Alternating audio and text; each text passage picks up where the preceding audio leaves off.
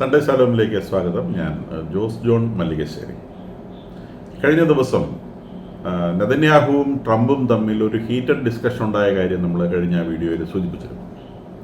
ഈ heated discussion ഉണ്ടായത് വാസ്തവത്തിൽ ഇറാനുമായി ബന്ധപ്പെട്ട ഒരു വിഷയത്തിലാണ്. കാരണം ഇറാനുമായി വിറ്റ്കോഫ്, അമേരിക്കയുടെ ട്രംപിൻ്റെ സ്പെഷ്യൽ എമിസറി ആയിട്ടുള്ള സ്റ്റീവ് വിറ്റ്കോഫ് 5 റൗണ്ട് ചർച്ചകൾ നടത്തുകയുണ്ടായി. 5ാമത്തെ റൗണ്ട് ചർച്ചയാണ് റോമിൽ കഴിഞ്ഞ ഫ്രൈഡേ നടന്നത്. അപ്പോൾ അതിൽ രണ്ട് രാജ്യങ്ങളും വലിയ പ്രതീക്ഷ അതിനെക്കുറിച്ച് പറഞ്ഞില്ലെങ്കിലും അതിനകത്ത് കുറേ അധികം കാര്യങ്ങൾ ഡിസ്കസ് ചെയ്യപ്പെട്ടിട്ടുണ്ട്. അതിനകത്ത് ഇറാനെ സംബന്ധിച്ച് നമ്മൾ നേരത്തെ സൂചിപ്പിക്കുന്നത് പോലെ എൻറിച്ച്മെൻറ്റ് ഫെസിലിറ്റി 100% ഒഴിവാക്കാൻ അവർ തയ്യാറല്ല എന്നുള്ളതാണ് അവരുടെ ആർഗ്യുമെൻറ്റ്. എൻറിച്ച്മെൻറ്റ് ഫെസിലിറ്റി 100% ഒഴിവാക്കണമെന്നാണ് US-ൻ്റെ സ്റ്റാൻഡായി US പറയുന്നത്. വാസ്തവത്തിൽ അത് US-ൻ്റെ സ്റ്റാൻഡല്ല, അത് ഇസ്രായേലിൻ്റെ സ്റ്റാൻഡാണ്. Complete ഡിസ്മാൻഡിൽമെൻറ്റ് of the enrichment facility എന്നുള്ളതാണ് ഇസ്രായേൽ മുൻപോട്ട് വെക്കുന്ന ഡിമാൻഡ്. അതാണ് അമേരിക്ക അവരുടെ മുൻപിൽ വെച്ച ഡിമാൻഡ്. അപ്പം അത് റെഡ് ലൈൻ ആണെന്നും അങ്ങനെ ഒരു ഡിസ്കഷനിലേക്ക് പോകാൻ പറ്റുകയില്ല എന്നുമുള്ളതാണ് ഇറാൻ്റെ നിലപാട്. അപ്പോൾ ഇതിനെ സംബന്ധിച്ച് ഒത്തിരി അധികം ഓൾട്ടർനേറ്റീവ്സ്, ഈ എൻറിച്ച്മെൻറ്റ് എങ്ങനെ അറബ് രാജ്യങ്ങളും ഇറാനും എല്ലാം കൂടെ ചേർന്നുകൊണ്ടുള്ള ഒരു പീസ് പർപ്പസിനുള്ള 3.75% വരെ എൻറിച്ച്ഡ് യുറേനിയം ഉണ്ടാക്കുന്ന ഒരു ഫെസിലിറ്റി ഉണ്ടാക്കാൻ സാധിക്കുമോ? അത് ഏത് രാജ്യത്ത് എന്നുള്ളതിനെക്കുറിച്ച് ചർച്ച വന്നിട്ടില്ല. പക്ഷേ അങ്ങനെ ഒരു ഫെസിലിറ്റി ഉണ്ടാക്കാൻ സാധിക്കുമോ? അല്ലെങ്കിൽ ഇറാനെ തന്നെ ഈ 3.75 വരെ എൻറിച്ച് ചെയ്യാൻ അനുവദിക്കാൻ പറ്റുമോ?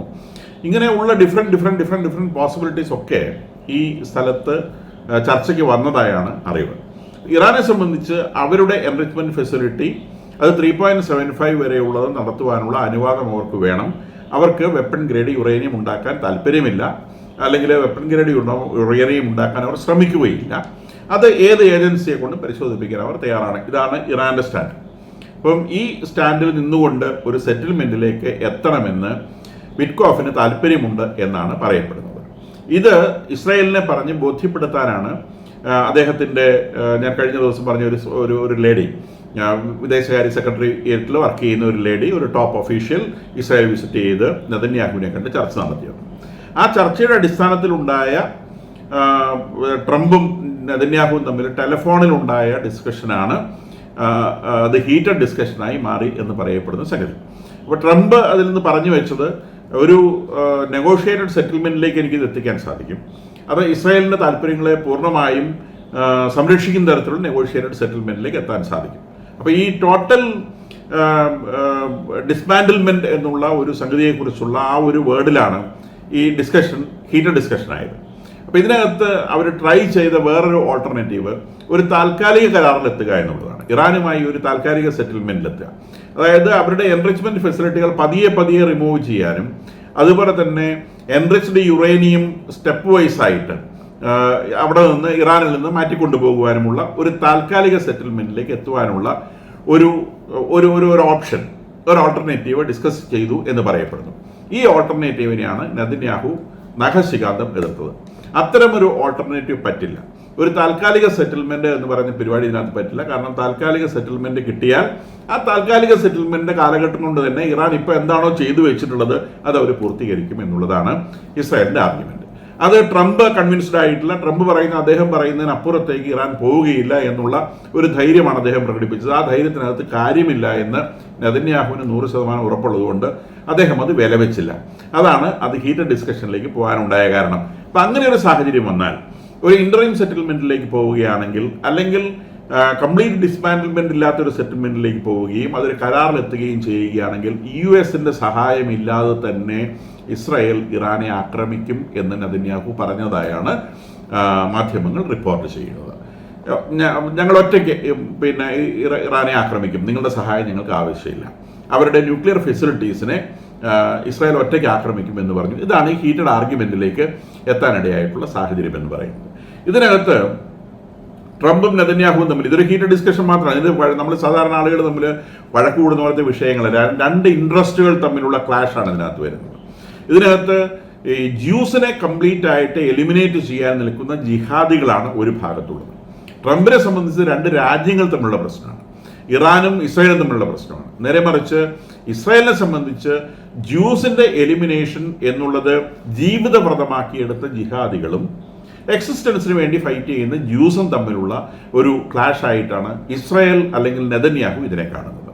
ഏതെങ്കിലും തരത്തിൽ ഒരു ന്യൂക്ലിയർ ബോംബ്, ഒരു ആറ്റം ബോംബ് ഇറാന്റെ കയ്യിൽ വന്നു പെട്ടാൽ അതിന്റെ കോൺസിക്വൻസ് എന്താണെന്ന് ട്രംപിന് അറിയില്ലെങ്കിലും നെതന്യാഹുവിന് നന്നായി അറിയാം. അത് അമേരിക്കയ്ക്കും ഭീഷണിയാണ്, ഇസ്രായേലിനും ഭീഷണിയാണ്, ഇസ്രായേലിന് കൂടുതൽ ഭീഷണിയാണ്. കാരണം അവരുടെ ജീവിതവ്രതമായി അവർ സ്വീകരിച്ചിട്ടുള്ളത് അവസാനത്തെ ജൂതനെ വരെ ഭൂമുഖത്ത് നിന്ന് റിമൂവ് ചെയ്യുക എന്നതാണ്. Death four America, death four Israel and elimination of all juice എന്നാണ് സ്പെസിഫിക് ആയിട്ട് പറയുന്നുണ്ട്. ഇപ്പൊ 2 രാജ്യങ്ങളെ കൊല്ലും, കൂടാതെ എല്ലാ ജൂതന്മാരെയും ഭൂമുഖത്ത് എലിമിനേറ്റ് ചെയ്യുമെന്നുള്ളത് ഇറാന്റെ കൈകളായിട്ടുള്ള ഹമാസിന്റെയും ഹിസ്ബുള്ളയുടെയും ഹൂത്തികളുടെയും ഒക്കെ മുദ്രാവാക്യം ഇത് തന്നെയാണ്.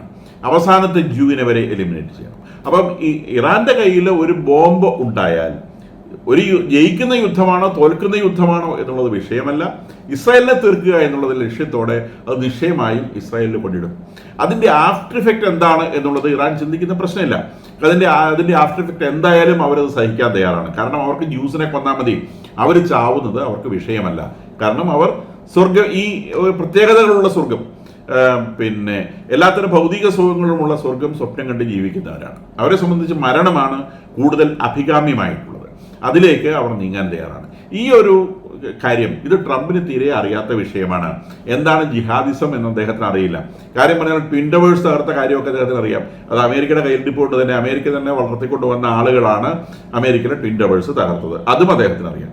അതുപോലത്തെ ഒരു വിഷയമല്ല ഇത് എത്രയോ വർഷങ്ങളായി അവരുടെ മതഗ്രന്ഥങ്ങൾ വഴി തന്നെ പഠിച്ചു വെച്ചിട്ടുള്ള പ്രവാചകനെ കൊന്നത് എന്ന് അവർ വിശ്വസിക്കുന്ന ഒരു ജനസമൂഹത്തെ എലിമിനേറ്റ് ചെയ്യുവാൻ വേണ്ടി ജിഹാദികൾ കച്ചകെട്ടി ഇറങ്ങിയതിൻ്റെ ഇപ്പുറത്തെ ഭാഗത്ത് നിൽക്കുന്നവരാണ് ജ്യൂസ്. ആ ജ്യൂസിനെ സംബന്ധിച്ച് അവരുടെ എക്സിസ്റ്റൻസ്, അവരുടെ ഈ ഭൂമുഖത്തെ എക്സിസ്റ്റൻസ് അത് തന്നെ ചോദ്യം ചെയ്യപ്പെടുന്ന ഒരു വിഷയമാണ് ഒരു ജിഹാദിസ്റ്റുകളുടെ കയ്യിൽ ഒരു ബോംബ് ഉണ്ടാവുക എന്നുള്ളത്.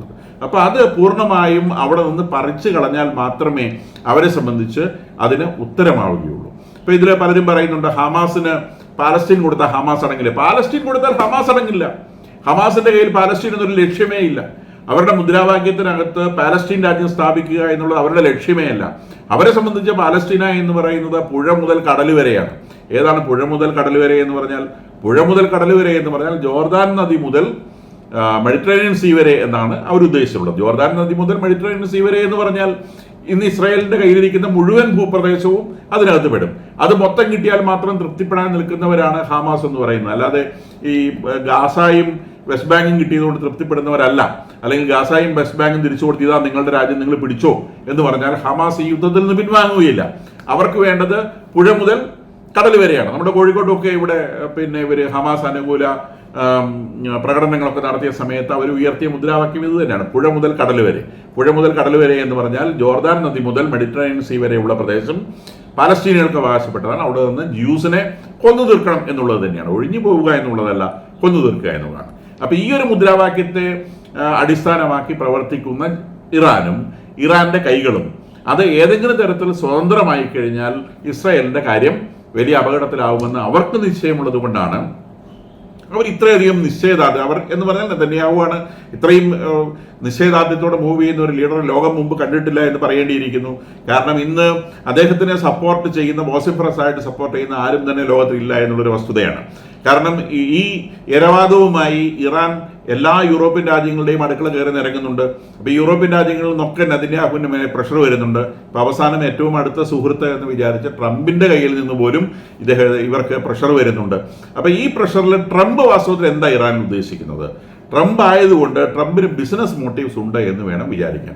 അപ്പം ഇറാനുമായി ഒരു സൗഹൃദ പാക്കേജിൽ എത്തിപ്പെടുകയാണെങ്കിൽ അവിടെ അനന്തമായ ബിസിനസ് സാധ്യതകൾ അമേരിക്കയ്ക്കും ട്രംപിന് വ്യക്തിപരമായ ബിസിനസ് സാധ്യതകളും അമേരിക്കയ്ക്കുള്ള ബിസിനസ് സാധ്യതകളും ട്രംപ് കാണുന്നുണ്ട് എന്ന് വേണം വിചാരിക്കാൻ.